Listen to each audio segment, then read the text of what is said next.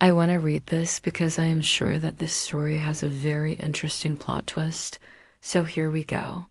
My stepsister called me a failure. They never expected my revenge at Thanksgiving dinner. Here's to family, Claire said, her voice sharp as glass, except for Hannah. The failure who thinks money makes her worth something. They laughed. My parents, my stepsister, like I wasn't sitting right there with the wine I paid for under the roof I helped them keep. I raised my own glass and said to the failure who just stopped paying for everything you own. Then I drank not wine, but power. I used to think love was earned. If I sent enough money, paid enough bills, covered the cracks they refused to see, maybe they'd finally say, "We're proud of you." But in this family, guilt is currency and silence is debt. It started small. Claire forgot her rent for the third time. Mom needed help with a temporary car payment. Dad's retirement fund had gone missing. I made six figures before I was 30. They knew I'd say yes, so they asked and asked again until help became obligation. That's how they loved, rough, sarcastic, tight-lipped. But then I saw the text. Claire left her phone open on the kitchen counter while she stirred stuffing. The group chat titled Thanksgiving Shade. Mom, hope Hannah doesn't show up in one of those stiff suits again. Claire, she will dress like a walking LinkedIn profile. Dad, bet she brings another fancy dessert no one wants. That was the moment. No screaming, no crying, just stillness. I left the kitchen smiling, finished my pie, then made my plan.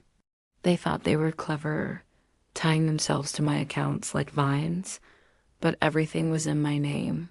The house mine, the car leased under my credit, utilities, insurance, phones, even the Wi-Fi password, all traced back to me. One didn't rage.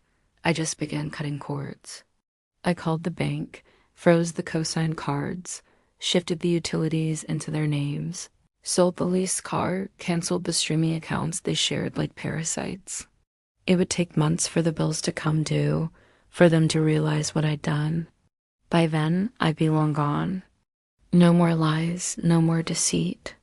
Just a severance package and a U-Haul. I packed up my things that night, boxed up the memories I couldn't bear to destroy, put the key in the front door, and turned off the lights behind me. I drove through the night, leaving miles and tears behind.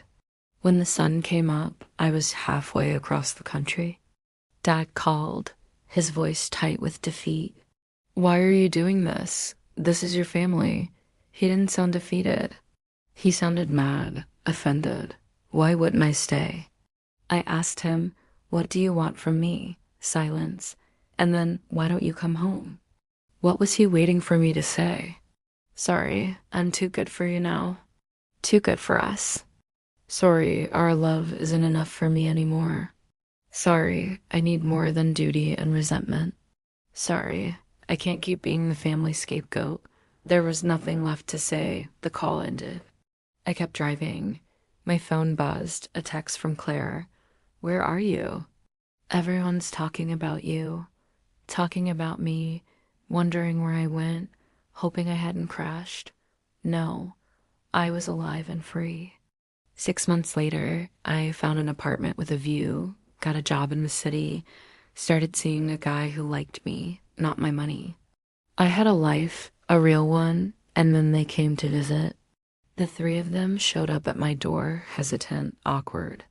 "We didn't know where else to find you," Mom said, her eyes red-rimmed. She looked tired. Dad shifted from foot to foot. Claire chewed her thumbnail. Finally, he spoke. "Can we talk?" I shook my head.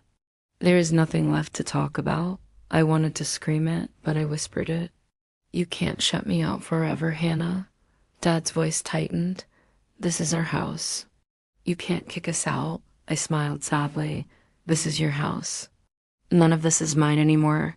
Their faces fell. The mask slipped, revealing the truth. They hadn't come to apologize. They hadn't come to admit they were wrong. They were only here to take back what was mine. They wanted me to feel sorry for them, to pay their debts. But I didn't. I just walked away.